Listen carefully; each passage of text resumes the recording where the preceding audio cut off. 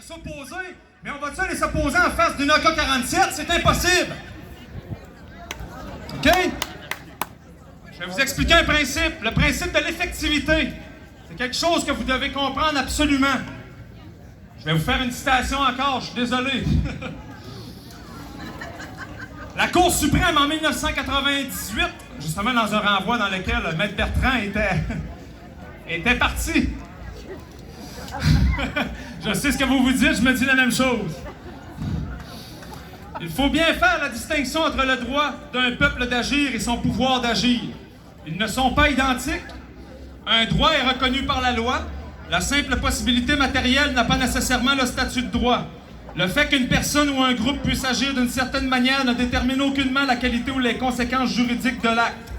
Un pouvoir peut être exercé même en l'absence d'un droit d'agir.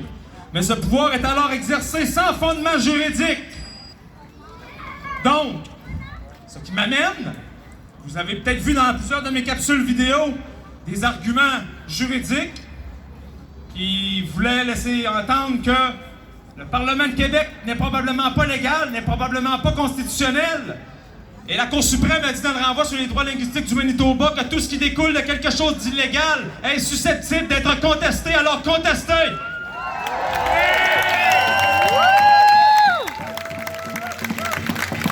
Je voulais pas trop en parler pour pas réchauffer le barreau, mais je vais en parler pareil. Je vais vous expliquer, selon moi, à mon avis personnel et selon l'avis de plusieurs juristes, pourquoi est-ce que le Parlement de Québec n'est pas légal? Bon, même si on aime plus ou moins la reine, qu'on aime plus ou moins la Constitution canadienne, qu'on est plus porté à être peut-être souverainiste, quoi que ce soit, ça n'a pas d'importance. L'important, c'est que vous connaissiez vos droits qu'on détient actuellement dans l'état des choses au Québec. Vous savez que l'article 71 de la loi constitutionnelle de 1867 précise qu'il y aura pour le Québec une législature composée du lieutenant-gouverneur et de 2 chambres appelées le Conseil législatif de Québec et l'Assemblée législative de Québec. En 1964, on lisait une loi québécoise qui précisait exactement ça. En fait, la loi québécoise reprenait ce qui était dans l'acte constitutionnel de 1867 en disant « Ainsi que le prescrit l'acte de l'Amérique du Nord britannique de 1867, la législature de la province de Québec se compose du lieutenant-gouverneur et de 2 chambres appelées le Conseil législatif de Québec et l'Assemblée législative de Québec. » Au début de l'article, il est écrit ainsi qu'il est prescrit, donc ainsi qu'il est ordonné. Donc le Québec savait qu'il ne pouvait pas déroger aux dispositions constitutionnelles. Et ils l'ont fait d'un coup, un bon jour du 18 décembre 1968. Vous savez que la Constitution du Canada, qu'on l'aime ou pas, c'est votre seule protection tant aussi longtemps que le Québec fera partie du Canada. Que ça vous plaise ou non, c'est comme ça, mes chers amis, je suis désolé. Que voulez-vous? Que voulez-vous? Donc, je vais continuer. Le Québec adopte, le 18 décembre 1968, une loi qui s'appelle la loi concernant le Conseil législatif. Il a été mentionné dans cette loi-là, à l'article 1. La législature du Québec se compose du lieutenant-gouverneur et de l'Assemblée nationale du Québec. Elle exerce tous les pouvoirs conférés à la législature de la province de Québec. Je n'irai pas plus loin. Si la législature du Québec exerce les pouvoirs de la législature de la province de Québec, est-ce qu'elle est la législature selon vous?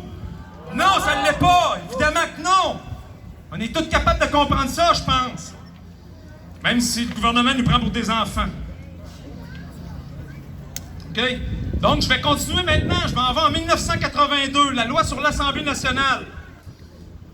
Dans cette loi-là, on a créé un autre corps législatif qui s'appelle le Parlement de Québec.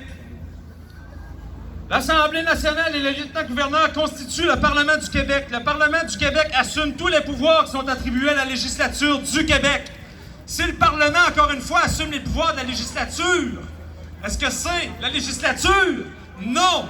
Donc, tout ce qui découle de quelque chose d'illégal, comme on l'a vu, est susceptible d'être contesté. Depuis 1982, tout ce qui découle du Parlement de Québec, et ça, je vous donne des bonnes munitions, là, OK? Écoutez-le bien, est susceptible d'être contesté, ce qui veut dire les décrets que l'on vit en ce moment. La loi sur la santé publique peut être contestée. En vertu de ces dispositions-là, je sais que c'est peut-être un peu compliqué des fois à comprendre.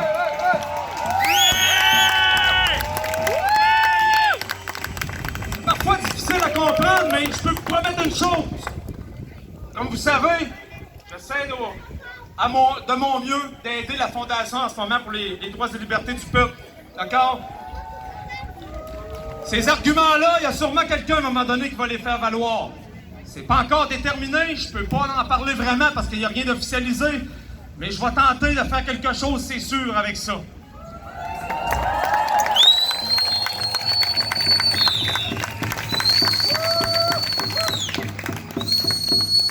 Je vais terminer en vous disant que même si, bon, à mon avis personnel, pour faire plaisir au barreau, même si les lois sont de facto, sont anticonstitutionnelles, s'il vous plaît, continuons à respecter quand même les règles de base et à respecter le code criminel canadien. C'est important parce que sinon on perd la face. Et après ça, ben, on se fait passer pour des complotistes violents, etc. Il faut se conduire avec honneur. Maintenant, pour ce qui est de la Charte canadienne des droits et libertés, l'article 1 mentionne nul ne peut ignorer la loi. Effectivement. Pour ce qui est de l'article 1 de la Charte canadienne des droits et libertés, c'est bien mentionné, excusez mes feuilles partent au vent. C'est bien mentionné. La Charte canadienne des droits et libertés garantit les droits et libertés qui y sont énoncés. Ils ne peuvent être restreints que par une règle de droit dans les limites qui soient raisonnables et dont la justification puisse se démontrer dans le cadre d'une société libre et démocratique. Est-ce que le gouvernement est capable de justifier avec 0 mort? Ou 2 ou 3 morts en 3 jours? Est-ce qu'il est capable de justifier qu'il supprime nos droits et libertés? Non!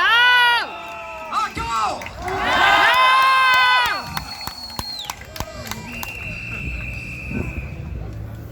Non, effectivement. Bon, pour ce qui est des faits, je suis pas le plus grand spécialiste sur les faits, mais vous avez entendu suffisamment, je pense, notre ami Alexis Cossette en parler, le studio et plein d'autres personnes sur les réseaux sociaux aussi qui l'enseignent. Donc, je vais vous laisser écouter ces personnes-là pour pouvoir apprendre des arguments, pour pouvoir les plaider devant la police, devant les juges, quand vous aurez des tickets. Oui.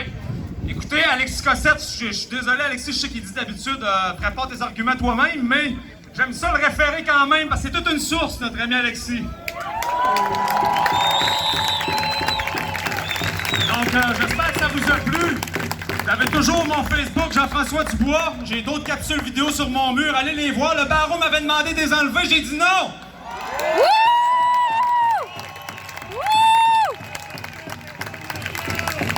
D'ailleurs, ils m'ont fait des menaces par téléphone. Pas par écrit. Non, non, une détective du barreau du Québec qui m'appelle il y a 2 ans et me dit « Vous allez cesser vos vidéos, on va vous poursuivre. » Elle a dit « Vous allez effacer ce que vous avez fait. » J'ai dit « Jamais. »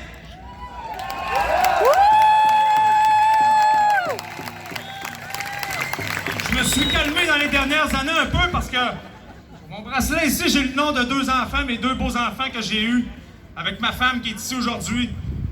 D'ailleurs, c'est pour eux autres que je suis là, mais il fallait que je me calme quand même parce que j'avais pas le moyen de payer des grosses contraventions, donc je me suis calmé, mais là, j'ai revenu.